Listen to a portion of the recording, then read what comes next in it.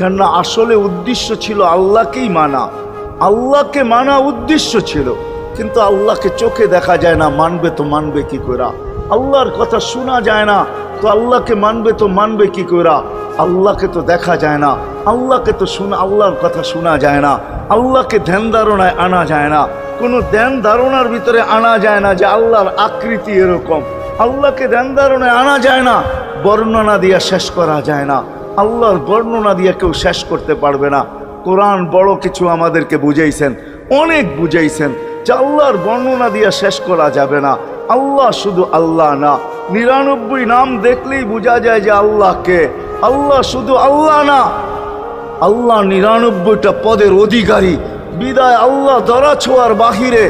আল্লাহ মানুষ প্রশ্ন করতে পারে, আপনাকে মানবো তো মানবো কি কইরা, পাবো তো পাবো কি কইরা? তো আল্লাহ আসান করছেন যে আমার নবীর